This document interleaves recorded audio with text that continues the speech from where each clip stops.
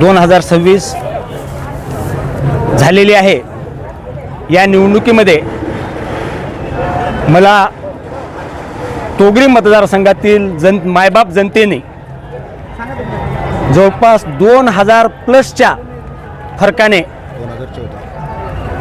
या ठिकाणी या राज्याचे माजी मंत्री उदगीरचे आमदार आदरणीय संजय भाऊ बनसोडे साहेब, Rashtrawadi Congress party, Bharatiya Janata party, RPI या सर्व महायुतीचा उमेदवार म्हणून मी या ठिकाणी उभा होतो।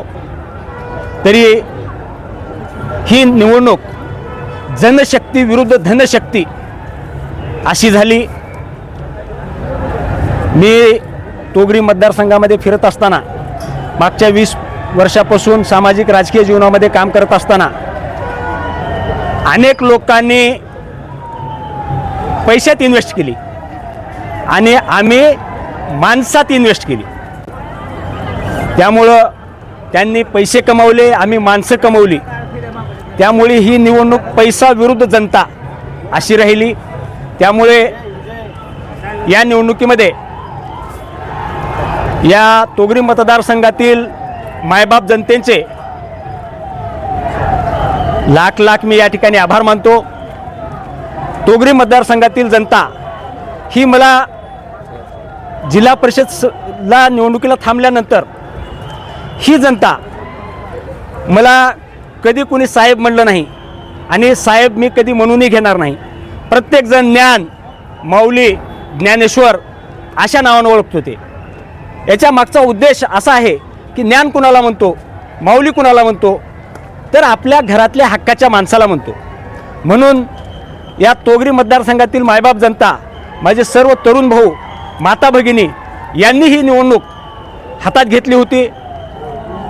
त्याचसोबत या राज्याचे माजी मंत्री, उदगीरचे लोकप्रिय आमदार आदरणीय संजय भाऊ बनसोडे साहेब यांचे आशीर्वाद, राष्ट्रवादी काँग्रेस पार्टीचे सर्व कार्यकर्ते, पदाधिकारी, भारतीय जनता पार्टीचे सर्व पदाधिकारी, कार्यकर्ते, RPIचे सर्व पदाधिकारी, कार्यकर्ते यांनी खूप मेहनत घेतली आणि मला या ठिकाणी 2000 प्लसच्या फरकानं या ठिकाणी राष्ट्रवादी काँग्रेस पार्टी घड्याळ या चिन्हावर या राज्याचे माजी मंत्री आमदार संजय भाऊ बनसोडे साहेबांच्या नेतृत्वावर विश्वास ठेवून मला मतदान केलं। पुढच्या भविष्यामध्ये काम करत असताना आत्तापर्यंत जसं त्यांच्या कुटुंबातला माणूस म्हणून तोगरी मतदारसंघामध्ये मला ओळखतात, त्याच पद्धतीनं मी जिल्हा परिषद सदस्य झाल्यानंतर सुद्धा मी त्या मायबाप जनतेसोबत त्याच तोडीनं, त्याचप्रमाणे इमाने इतबारे प्रामाणिकपणे काम करेन हा विश्वास मी या ठिकाणी आपणास देतो।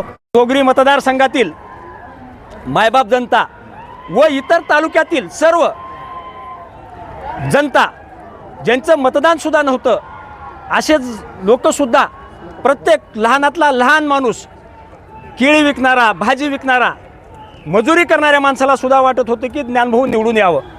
त्यामुळं त्यांचे आणि माझ्यावर खूप प्रेम केलेले असे माझे पत्रकार मित्र, तरुण बांधव यांचे सुद्धा मी सर्व पत्रकारांचे मनापासून या ठिकाणी लाख लाख आभार मानतो, सर्व जनतेचे आभार मानतो आणि थांबतो। जय हिंद।